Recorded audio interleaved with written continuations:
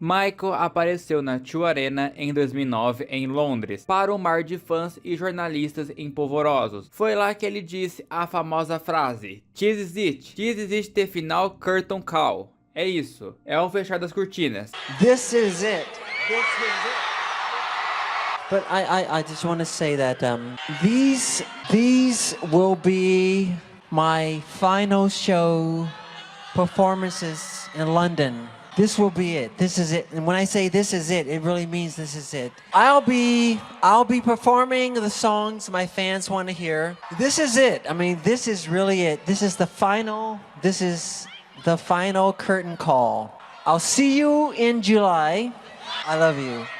O plano original e único que o Michael havia concordado verbalmente no início era fazer apenas 10 shows como uma despedida digna de Londres. O show foi projetado com o diretor Kenny Ortega, o mesmo da Dangerous Tour, para ser o maior espetáculo visual da Terra. Eles iriam introduzir o Dome Project, vídeos gravados em 3D para serem exibidos em telões de LED gigantescos, onde o público usaria óculos 3D no meio do show, figurinos com milhares de cristais e ilusões de óticas inovadoras, e veremos ao longo dos próximos tópicos o porquê dessa tour ter basicamente sido o estopim para a morte de Michael.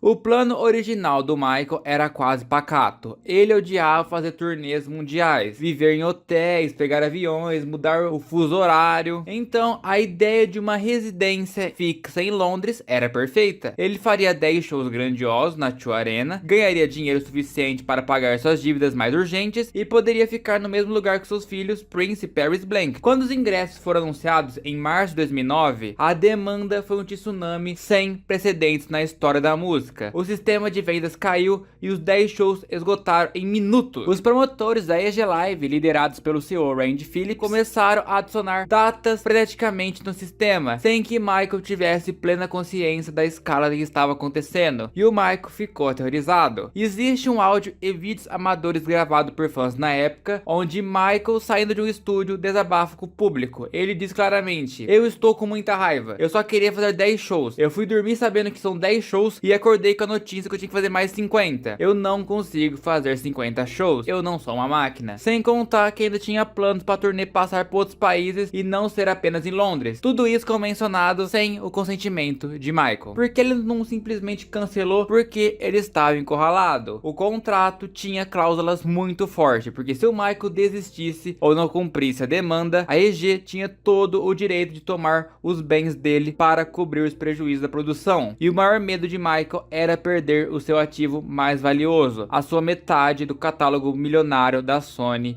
A TV incluía os direitos das músicas do Beatles. Ele aceitou os 50 shows sobre chantagem financeira. A agenda final esticou os shows de julho de 2009 até março de 2010. Fazer 50 shows em uma arena exigia a resistência de um atleta olímpico no auge. Para Michael, aos 50 anos, lidando com dores crônicas na coluna e nos pés, artrite de anos de dança, e sofrendo uma insônia tão severa que ele não tinha um sono real bem há meses. Era uma tarefa fisicamente impossível. Foi exatamente o pânico de ter que aguentar essas maratonas de 50 noites que o levou ao desespero de implorar por analgésicos potentes, o Propofol, apenas para conseguir dormir algumas horas entre os ensaios, culminando na contratação fatal do Dr. Conde Murray. E pensar que se tivesse continuado com a proposta original de 10 shows, talvez a gente ainda teria o Michael Jackson entre a gente hoje em dia.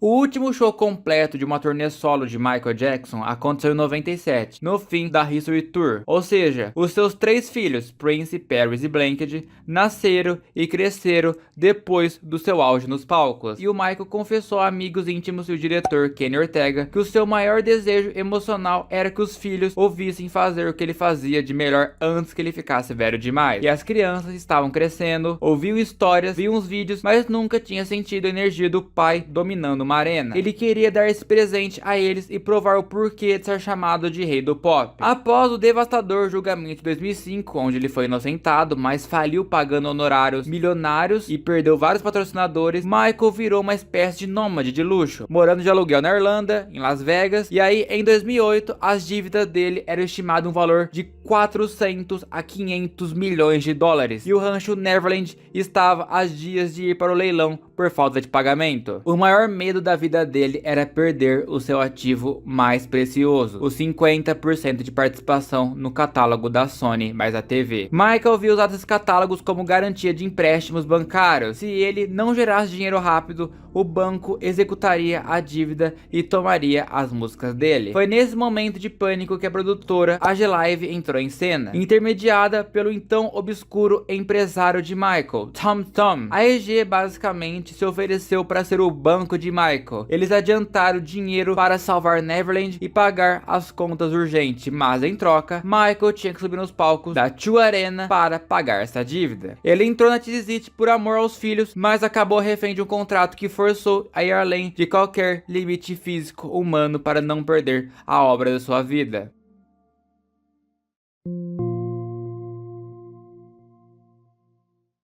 As câmeras de alta definição, as Red Cameras, que acompanhavam Michael no Staples Center, no Forum em Los Angeles, não estavam lá para gravar um documentário de cinema. Aquilo era fitas de trabalho, work tapes. Michael era um perfeccionista extremo. Ele exigia que todos os ensaios fossem gravados para que ele pudesse assistir em casa de madrugada e corrigir erros de iluminação, os passos dançarinos e o tempo da banda. O material era extremamente para o uso interno e para o arquivo pessoal dele, mas essas gravações mostraram muito a realidade verdadeira dos bastidores. Semanas após a morte de Michael, a AG Live e a Sony Pictures fecharam um acordo colossal de 60 milhões de dólares com o espólio para transformar essas fitas de trabalho no filme Michael Jackson Cheez-It. E o diretor, Kenny Ortega, que dirigia a turnê, teve a tarefa de garimpar 100 horas de material para criar um filme de 2 horas. A versão que foi para o cinema mostrou um Michael brilhante e no controle total de sua arte, dando várias ordens precisas à banda e também sorrindo.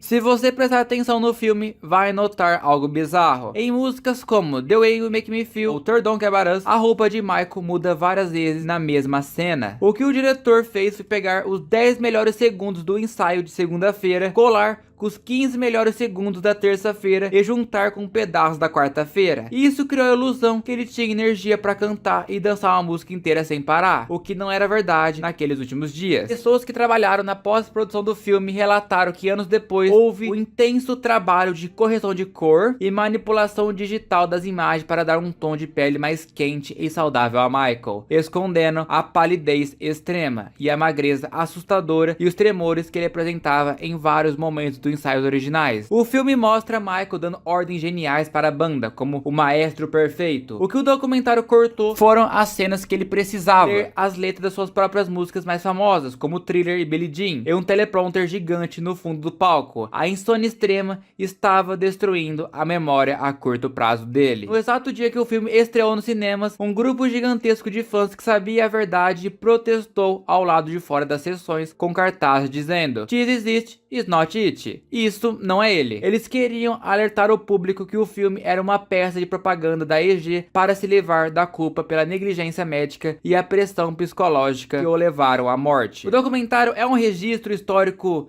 inestimável do brilho que ele ainda tinha? Sim. Mas é um retrato honesto da saúde dele naquelas semanas? Não.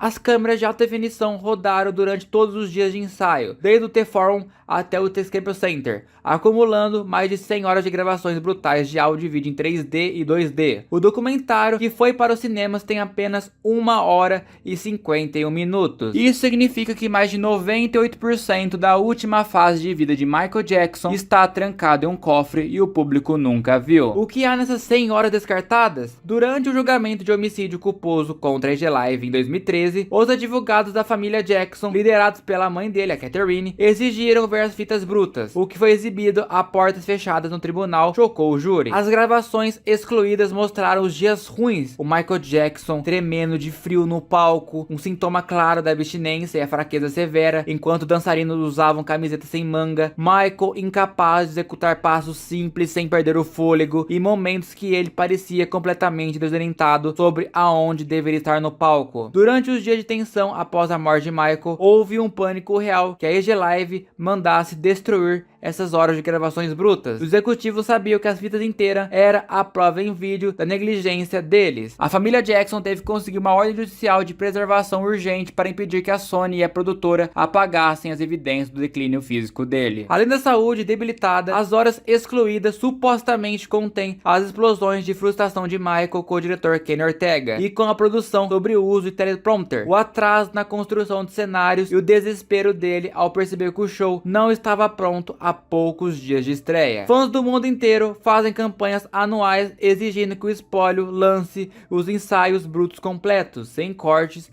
ou edições de áudio. Mas a realidade corporativa é fria. Essas imagens provavelmente nunca verão a luz do dia na íntegra, pois destruiria para sempre a imagem divinizada e intocável do rei do pop que a marca Michael Jackson precisa manter para continuar vendendo muito.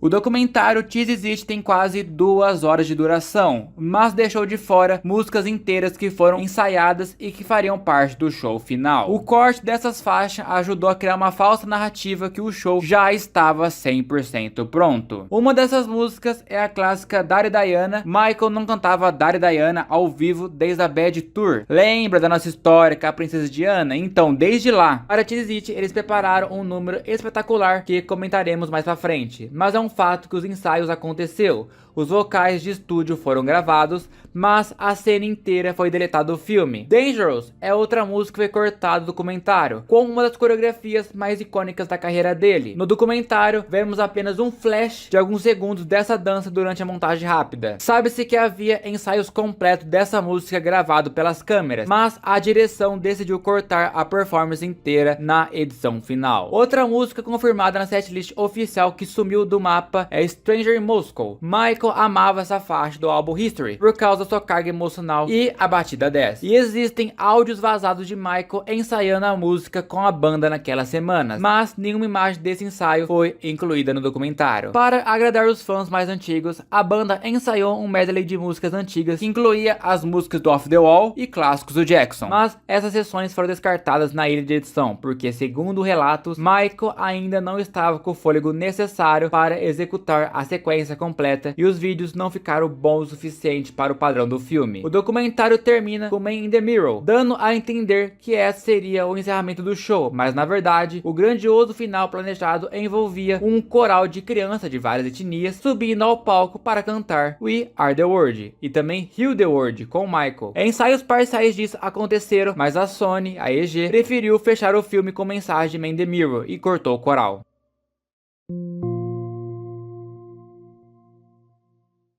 A filosofia de Michael para os shows ao vivo era muito claro e muitas vezes frustrante para os músicos da banda. Ele proibia que os instrumentistas fizessem jams improvisados, longos ou em reinterpretações de suas músicas. A ordem era tocar exatamente o que estava no CD. Ele dizia: o público pagou para ouvir a música pela qual se apaixonou na rádio, não a sua versão jazzística dela. O motivo para essa exigência não era apenas o capricho, era técnico. Cada movimento, cada estalo de dedo e cada pose da coreografia de Michael e dos seus dançarinos dependia de deixas sonoras microscópicas, o som do vidro quebrando e sintetizador. Se o tecladista mudasse o timbre do instrumento ou o baterista atrasasse o tempo, o compasso, a coreografia inteira saía errada no palco, porque os corpos pediam a marcação do ritmo. E você pode ver isso em filmagens como The Way You Make Me Feel e Just Can't Stop Love You. Para garantir essa fidelidade na This Is It, a equipe técnica teve que extrair os tons e os patches do sintetizador diretamente das fitas analógicas. tecnológicas que haviam vindo dos anos 80, do álbum como Thriller e Bad, e convertê-los para os teclados digitais modernos da turnê. E Michael percebia na mesma hora se o som do sintetizador estivesse 1% mais agudo ou mais abafado do que estava no disco.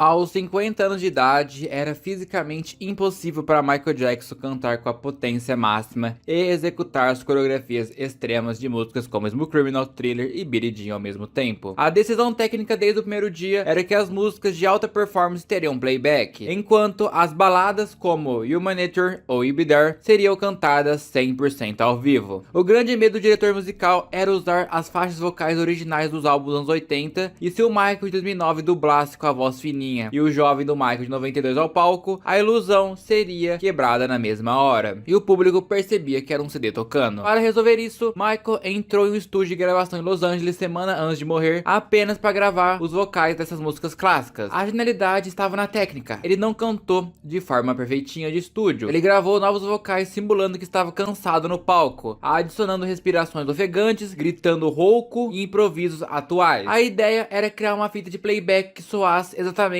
como um homem de 50 anos cantando ao vivo com o microfone de mão, e o Michael regravou os vocais inspirados nas versões demos de suas músicas, onde você pode ver que as versões realmente são bem parecidas.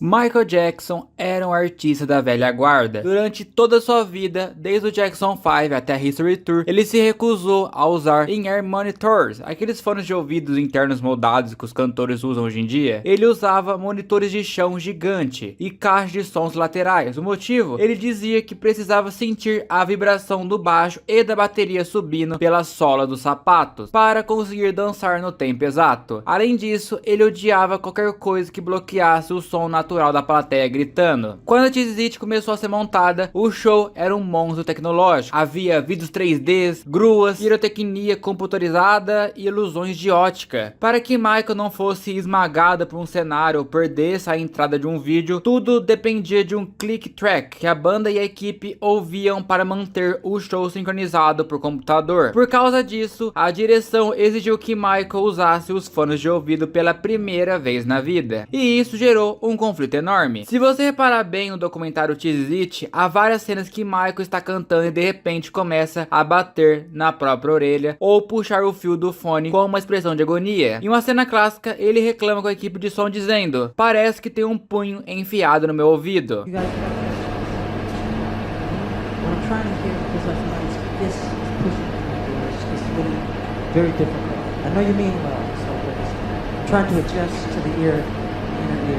Okay? With love, L-O-V. Michael? It's not easy though. Michael, one more time I can't hear you, sir. The inner ears are very difficult for me when you're raised to use just your real own, oral, oratory ears. So now it feels like somebody's vicious, just their fist is shoved into your ear. I'm trying to hear and I can't. So I'm adjusting to the situation. Michael, is there anything they can give you now in your ears to make it better in terms of volume or mix? Just, we can just bring it down a little bit. Bring it down a little bit, please. Anything else, Michael? You want to hear more of anything? You want to hear more voice? You want to hear more? Okay, Michael, after the next song, if it hasn't adjusted to your liking, please let us know. Sure. Thank you. Would you like to pick it up from Stop the Love You Say? Stop the Love You Say? Aquele fone isolava o som ambiente e o Michael sentia que estava cantando dentro de uma caixa surda, perdendo a noção do próprio volume e da afinação. Para um perfeccionista que fazia as coisas do mesmo jeito há 40 anos, ser forçado a reaprender a se ouvir no palco a poucas semanas da estreia foi um gatilho gigantesco de estresse e perda de controle. A equipe de áudio, liderada por Michael Prince, ficou desesperada. Para tentar acalmar o rei do pop, eles criaram um meio termo bizarro, construíram uma verdadeira parede de monitores de chão tradicionais absurdamente potentes em volta do palco inteiro, só para ele sentir a vibração física da música, enquanto implorava para que ele usasse o fone em apenas uma das orelhas para ouvir as marcações do diretor.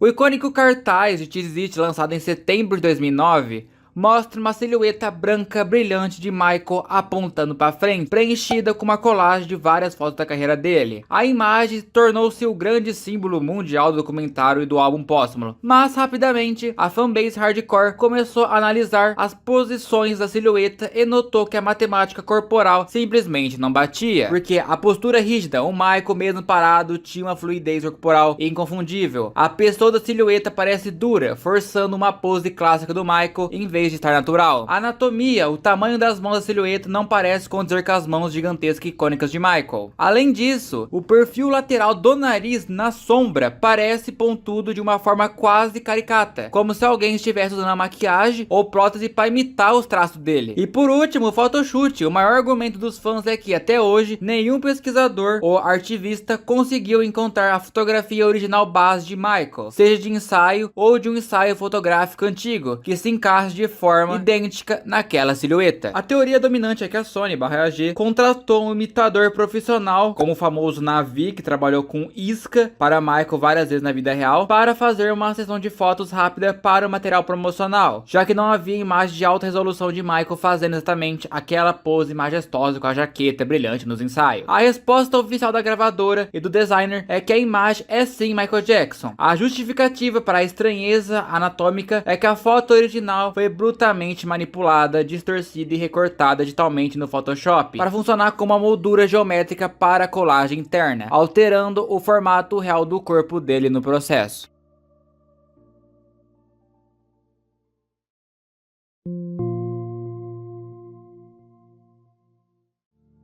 Quando a turnê foi anunciada, a EG Live criou uma votação online oficial pedindo aos fãs que escolhessem quais músicas queriam ouvir. O resultado foi um choque para Michael e para seus produtores. O público não votou apenas nos mega hits óbvios tipo Billie Jean, mas inundou o sistema pedindo as chamadas B-sides, lado B, e músicas injustiçadas que ele nunca tinha levado para a estrada. Lançado em 2001, no meio de uma guerra declarada contra a Sony Music, o álbum Invisible nunca teve uma turnê, e a Cheez It seria a primeira vez que Michael cantaria algo desse disco no palco. A grande prova disso no documentário é a inclusão bombástica de Stranded. A música não apenas entrou no show, como foi remixada junto com o Thriller e ganhou uma coreografia brutal, misturando os passos clássicos dos zumbis com a batida industrial moderna. Continuando no Invisible, vemos um vislumbre maravilhoso de Michael cantando Speechless, a capela no palco, testando a voz e a acústica. Havia planos de incluir também um momento mais calmo no show, focado puramente no seu alcance vocal limpo. Outro fan favorite é a música Who Is It? Essa foi a música das mais votadas pelos fãs na internet. Os rascunhos da setlist vazada mostravam que a banda estava estudando o arranjo de Who Is It para ver se Michael teria fôlego para incluí-la. E acabando o tópico, como Michael não tinha mais energia para dançar freneticamente por 2 horas, a equipe planejou uma sessão acústica inédita. A ideia era colocar Michael sentado em um banquinho, cercado pelos músicos, para cantar clássicos obscuros ou baladas difíceis que raramente fazia, como a belíssima Smile, de Charlie Chaplin, que ele amava profundamente, mas que nunca havia apresentado ao vivo em turnê. Era realmente a setlist dos sonhos para os fãs que esperavam o retorno do rei aos palcos.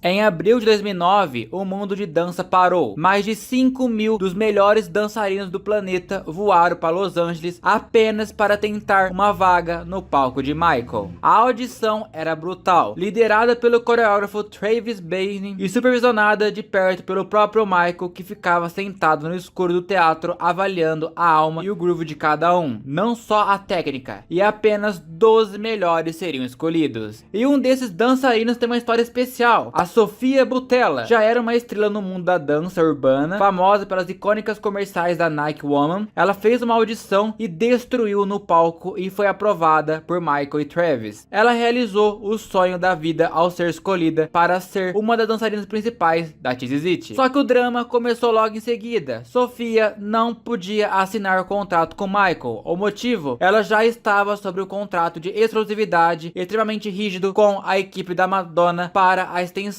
da Stick Switch Tour europeia de 2009, e as datas do ensaio e dos shows em Londres colidiam perfeitamente. Com o coração partido, Sofia teve que dizer não ao convite do seu maior ídolo para honrar seu compromisso com a rainha do pop. Quando Michael faleceu em junho, poucas semanas depois da Sofia recusar a vaga, ela ficou devastada. Em entrevistas posteriores, ela relatou a dor e a frustração de ter chegado tão perto de trabalhar com a sua maior inspiração apenas para perder a chance para sempre por causa de uma assinatura de papel. Mas o universo deu a Sofia uma segunda chance em 2011. A Sony Music e o espólio de Michael Jackson estavam produzindo o videoclipe Hollywood Tonight, do polêmico álbum póstumo de Michael. O diretor Wayne queria focar a história não em polêmicas, mas na jornada de uma jovem dançarina chegando em Los Angeles em busca de sucesso guiada pelo espírito de Michael. E eles convidaram a Sofia para ser a protagonista do clipe. No clipe, a Sofia é possuída pela energia dele. Ela veste o clássico figurino da era Billie Jean, calça preta, meias brancas, jaqueta brilhante e fedora,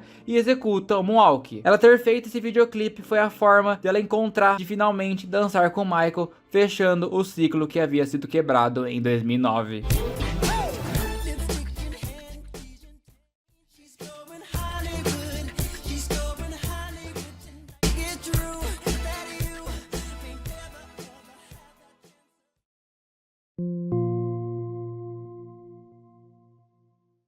A rotina de Dangerous é considerada pelos próprios dançarinos de Michael como a coreografia mais exaustiva e milimetricamente calculada. Ela exige quedas bruscas de joelho, paradas instantâneas e um fôlego absurdo. Era o momento do show onde ele não podia errar um milissegundo. Para Tizit, o diretor musical dera uma repaginada agressiva na música. O áudio desse ensaio específico vazou na internet anos depois. A versão 2009 tinha uma introdução estendida super industrial, batidas muito pesadas, que incluía samples da música Morphine misturado com o clássico Smooth Criminal no meio do arranjo. E se você assistir a Tizit, vai notar uma montagem incrível dos dançarinos de apoio suando a camisa no estúdio, mas a câmera corta freneticamente e não vemos Michael Jackson executando a coreografia completa no palco principal. Mas Danger estava confirmadíssima para o show, com roupas novas sendo costuradas e um arranjo matador, mas o público foi privado a ver a versão final dessa obra-prima.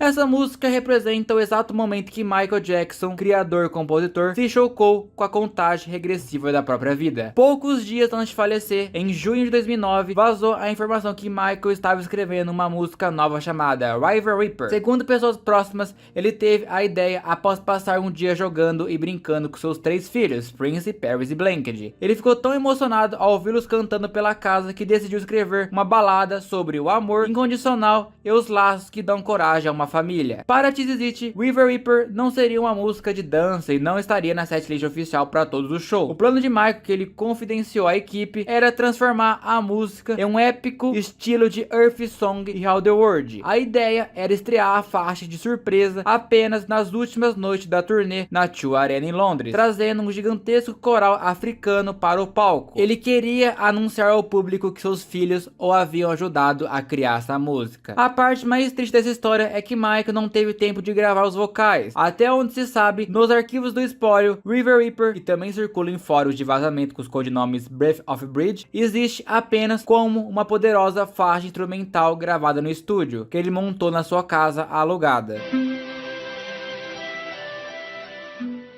E vamos separar uma dúvida que muitos fãs têm aqui. Se você perguntar qual foi a última música que ele compôs e escreveu, a resposta é de fato River Reaper, ou outra faixa inacabada chamada Water. Se a pergunta for qual foi a última música que ele gravou com a voz completa, a resposta é a belíssima Best of Joy. Ele gravou os vocais no final de 2008 e início de 2009, planejando lançá-la logo após o fim da turnê Tizit. A música acabou sendo lançada no álbum póstumo Michael em 2010.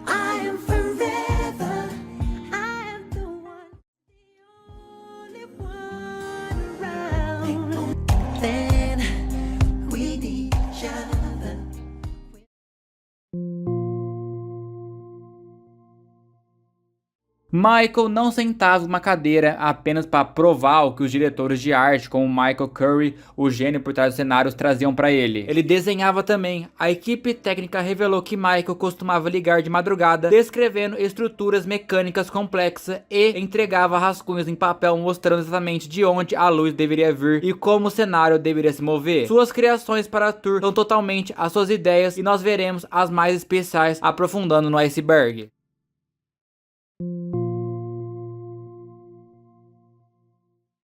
Michael queria que o início do show fosse ensurdecedor e gerasse o máximo de antecipação possível antes dele sequer pisar no palco. Lightman foi criado exatamente para isso. Ele seria a primeira coisa que o público veria na O2 Arena, um robô humanoide colossal feito inteiramente de luz e energia digital projetado nos telões LED gigantesco 3D. Nos extras e uns trechos do documentário Exit é possível ver os testes CGI dessa criatura. Lightman aparecia caminhando virtualmente pela estrutura do palco, olhando para a plateia, dançando e carregando a energia da arena. A ideia era que os movimentos do robô fossem extremamente realistas, baseado na própria fluidez corporal do Michael. A criação era tão importante para o show que o diretor musical compôs uma faixa orquestral épica e inédita chamada exclusivamente de Lightman. Era uma música tensa, espacial e grandiosa que tocaria enquanto o robô de luz fazia as suas performances no telão.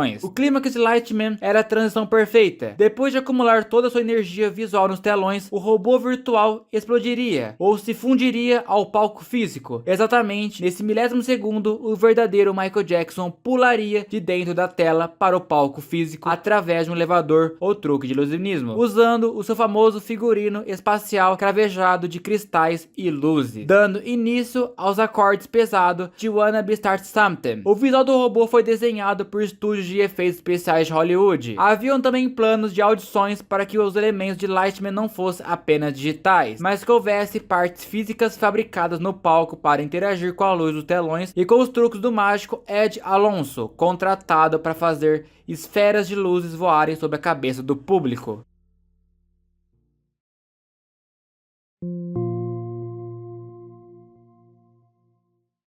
Dummy Project era o nome de um código usado pela produção para esconder o que estava acontecendo nos paparazzi. Em abril de 2009, apenas 2 meses antes de sua morte, Michael alugou 4 estúdios de gravação gigantescos com fundos verdes. Ninguém de fora sabia que o rei do pop estava gravando curtas metragens inéditos lá dentro. A ideia de Michael e do diretor Kenny Ortega era instalar um dos maiores telões de LED do mundo na O2 Arena. Em momentos específicos do show, o público teria que colocar óculos 3D especiais. Os vídeos gravados no Project Dome iam literalmente saltar da tela para o meio da plateia, fundindo-se com a ação dos dançarinos reais no palco. Imagine isso tipo como a grande esfera de Vegas hoje em dia. Uma das ideias que Michael estava mais ambicioso para fazer, utilizando o Dome, era Smooth Criminal. Michael sempre foi obcecado pela era de ouro do cinema noir. No estúdio, eles gravaram Michael fugindo, atirando e pulando janela. Depois, usando uma tecnologia de ponta para a época, né, claro, eles o inseriram digitalmente dentro de filmes clássicos em preto e branco. No show, o público veria Michael interagindo com Humphrey Bogart e jogando uma luva para a lendária Rita Howard, retirada do filme Gilda. O projeto Dome custou vários milhões de dólares e foi a parte mais finalizada de toda a turnê antes da morte dele. O que os fãs não sabiam quando os clipes foram vazados ou mostrados no documentário é que aquelas imagens gravadas de Michael à frente da tela verde em abril de 2009 marcaram a última vez na história que Michael Jackson pisou em um set de filmagem para atuar e performar para as câmeras.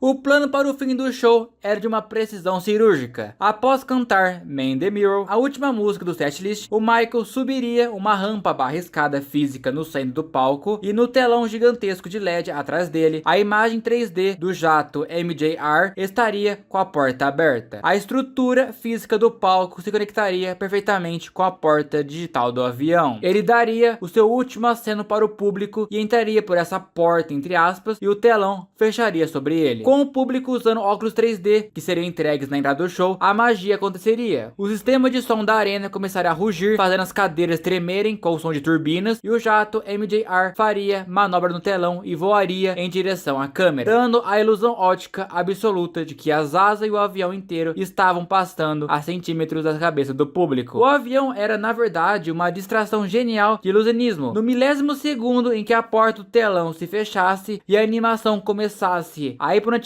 a multidão, o Michael Jackson pegaria um elevador ultra rápido para os porões do palco. Lá, um carro com motor ligado já o estaria esperando. A meta era que, enquanto o público ainda estivesse de boca aberta, aplaudindo o avião 3D sumir no teto, Michael já estivesse fora do prédio, a caminho do hotel. A empresa contratada finalizou a animação impressionante do avião e a tela chegou a ser testada nos telões do Staples Center nos últimos dias de ensaio. No entanto, a metáfora do avião acabou se tornando dolorosamente poética. MJR, concebido para marcar a despedida triunfal dele nos palcos, tornou-se o símbolo silencioso de uma despedida muito mais definitiva.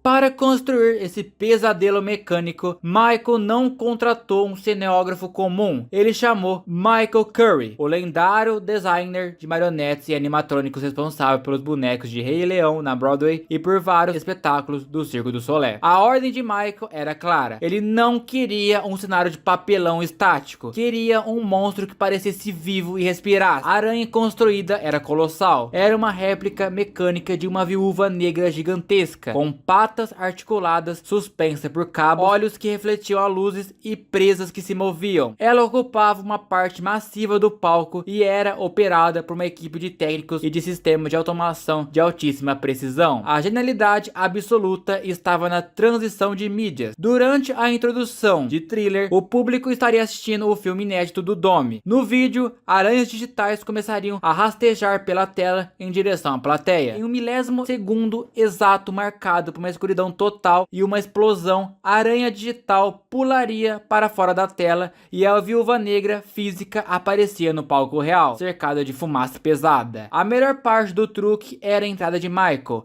Ele não ia simplesmente entrar andando pelo canto do palco. O abdômen mecânico da aranha funcionava como uma câmara escondida. Michael estaria escondido lá dentro, deitado no escuro antes mesmo da música começar. No momento do clímax instrumental, a barriga desse monstro se abriria e Michael literalmente nasceria dentro da aranha, emergindo sob luzes vermelhas antes de assumir a formação clássica com seus dançarinos zumbis. A aranha chegou a ser construída e testada pela equipe técnica, e no documentário oficial nós vemos trecho da equipe montando a estrutura de aço massiva dela nos bastidores. Tragicamente, Michael faleceu antes que ele pudesse gravar o ensaio geral final, com ele vestido, o figurino iluminado e saindo dentro dela com todos os efeitos finalizados do palco ativado.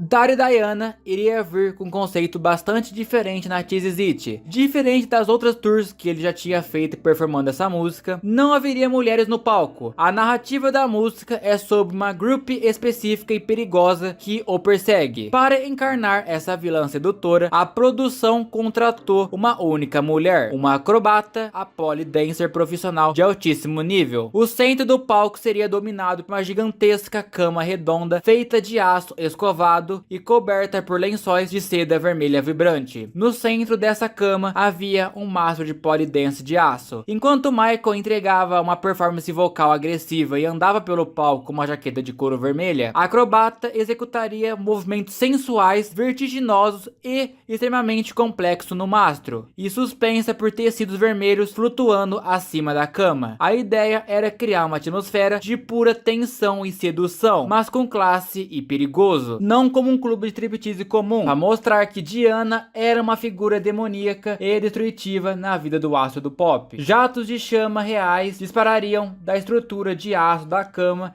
e ao redor do palco durante os riffs pesados na guitarra da música. O final da música envolveria um truque clássico de ilusionismo. Michael Jackson seria puxado ou encurralado na cama pela mulher, e uma grande cortina de seda vermelha ou os próprios lençóis cobririam a estrutura inteira por um segundo. Quando o tecido caísse, a cama estaria vazia e Michael teria desaparecido completamente das garras dela, ressurgindo em outra parte do palco ou dos bastidores para o próximo ato.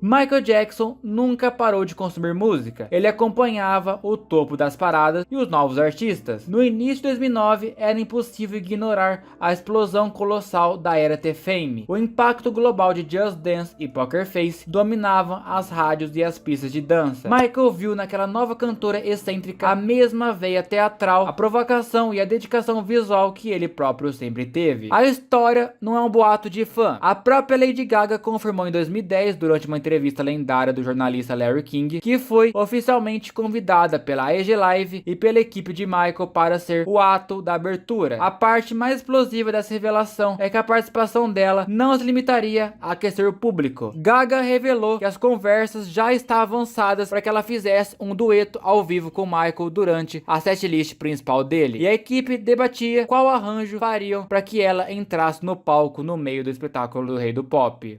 Is it true that Michael Jackson wanted to perform with you on his This Is It comeback tour? It's always very difficult because I don't necessarily like to talk about those very personal things that happened, but I guess I can speak about it now. But I was actually asked to open for Michael on his tour, and we were going to open for him at the O2, and we were working on making it happen. And I believe there was some talk about us, lots of the openers doing duets with Michael on stage. So, but Michael's death was devastating for me, regardless of whether or not I was supposed to go on tour with him. He's such an inspiration and remarkable human being, and I suppose, Larry, some of my fascination with death and the demise of the celebrity goes along with me watching these hugely iconic and amazing people that I have heralded and admired my whole life become destroyed. O cancelamento desse encontro mudou a Gaga. Após a morte dele, ela ficou profundamente abalada. One of the biggest moments of the year for everybody was when Michael Jackson passed away. What was your reaction when you heard he died? What were some of your thoughts? I was with my whole team. We were in rehearsal and we got a phone call. The room just got so cold and dark, and all the dancers, and I was with Lorianne Gibson, and we just cried. We didn't believe it. We kept saying, no, that's not true. Right. We just didn't believe it. Right. We just kept saying it can't be true, and then the tears started. And he was an influence for you too. Oh, enormous influence, and I never didn't love him. Through all of the media drama and the nonsense, I never didn't love Michael. I always loved Michael. How old were you when Thriller came out? Well, he was 83. He was 23. I wasn't born yet. And yet, so when did you discover Thriller? When I was 4 or 5 years old. I mean, I listened to so much music in the house. My parents played everything for me. And he was 23 when he put out Thriller, so he was in his prime. So I'm 23 now, so I think it's my time to hustle down and really kind of strive for greatness as an artist. Anos depois, quando as roupas da turnê de Michael começaram a ser vendidas, ela gastou milhões em leilões, arrematando dezenas de peças originais, incluindo as icônicas luvas de cristal e a jaqueta de Bad. Ela não as usa, comprou tudo para trancar em um arquivo com controle de temperatura rigoroso, garantindo que a história dele não fosse espalhada e perdida na mão de colecionadores aleatórios. E se você reparar, muito da estética sombria e teatral que a Gaga adotaria na sua era seguinte, até Fame Monster, meses depois da morte dele, bebeu diretamente da fonte do luto e da energia de palco que Michael deixou como herança para o pop.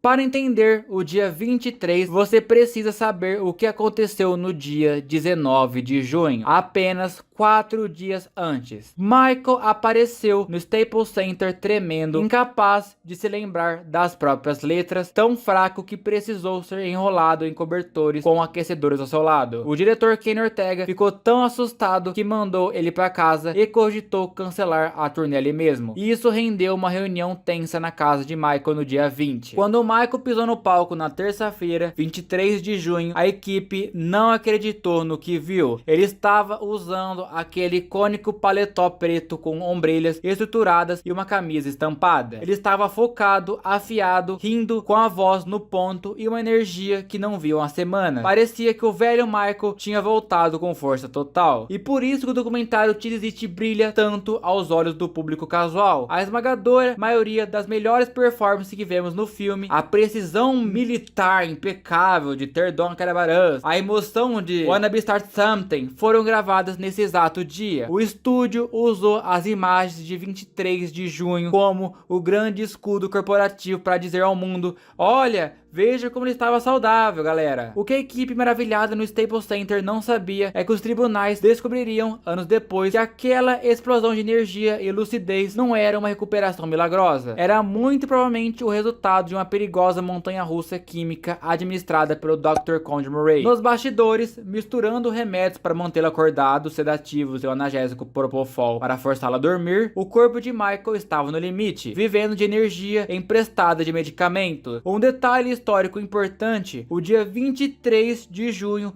é o ensaio mais famoso, mas não foi o último. Michael voltou ao Staples Center na noite seguinte, quarta-feira, dia 24 de junho, onde ensaiou Thriller. Ele deixou o ginásio por volta da meia-noite e foi para casa. Poucas horas depois, na manhã do dia 25, ele sofreria a parada cardíaca fatal.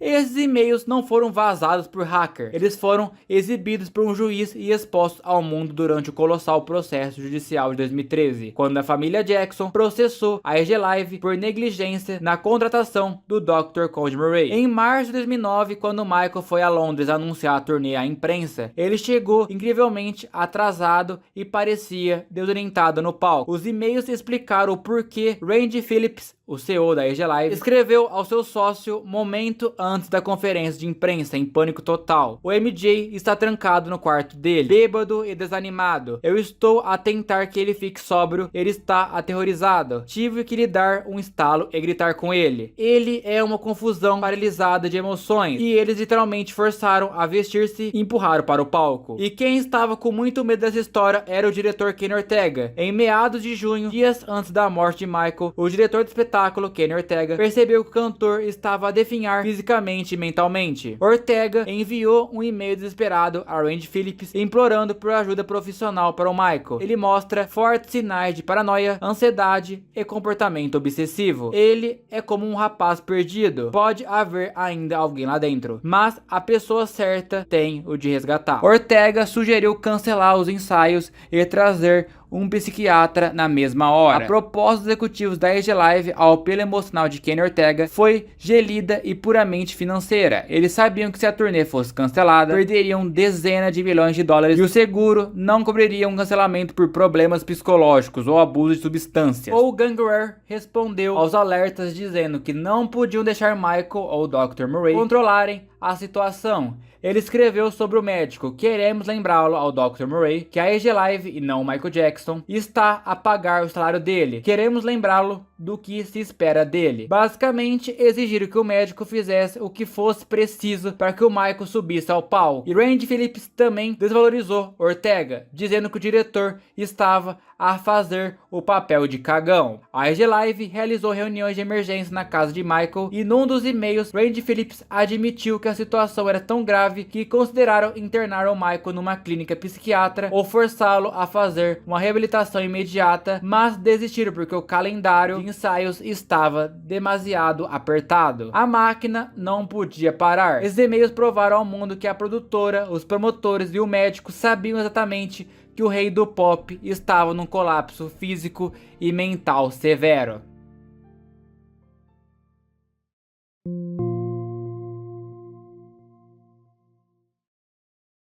Jonathan, ou Sugarfoot, não era só um baterista qualquer, mas o músico de confiança de Michael Jackson desde os anos 70. Durante os ensaios da This Is It, enquanto a AJ Live filmava tudo de forma oficial, ele também fez seus próprios registros, com áudios diretos do monitor de ouvido e ângulos alternativos do palco, guardando esse material por anos. Quando começou a divulgar pequenos trechos, chamou muita atenção porque mostravam a voz crua de Michael, sem a edição do documentário, e as gravações revelaram um contraste forte. Dava para ouvir o cansaço físico com a respiração ofegante, mas ao mesmo tempo ele ainda tinha afinação impecável e um controle musical absurdo, chegando a guiar a banda inteira com a voz e cantar a capela com precisão. Sugarfoot nunca liberou tudo em alta qualidade por conta dos direitos controlados pelo espólio de Michael Jackson e pela Sony, que podem derrubar os vídeos, por isso ele solta apenas pequenos trechos com cuidado. Segundo ele, a intenção nunca foi polêmica, mas sim proteger o legado do amigo e provar que, mesmo debilitado, Michael ainda era uma força vocal ao vivo.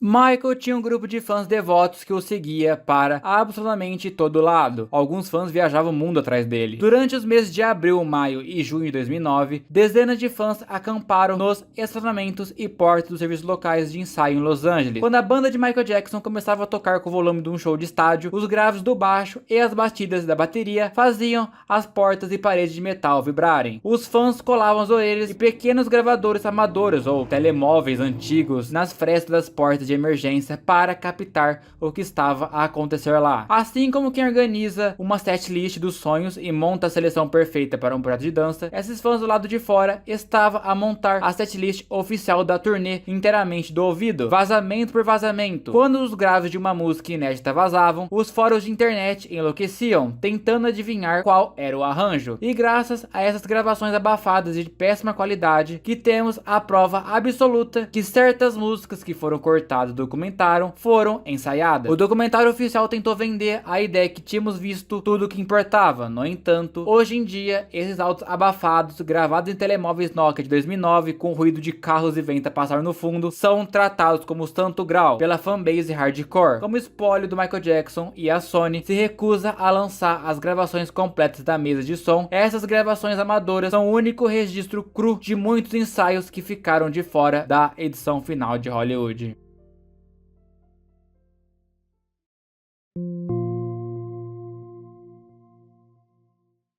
A última música que Michael Jackson cantou e performou em um palco em toda a sua vida não foi um hit de festa ou uma música de dança agressiva. Foi o seu maior épico ambiental e humanitário. Como mencionado antes, o dia 23 foi o ensaio energético que salvou o documentário. Mas Michael voltou ao ginásio na noite de quarta-feira, dia 24 de junho. Ele estava visivelmente mais cansado do que o dia anterior, mas insistiu em repassar algumas partes cruciais do espetáculo. Perto da meia-noite, já no final do cronograma da equipe, chegou o momento de ensaiar Earth Song.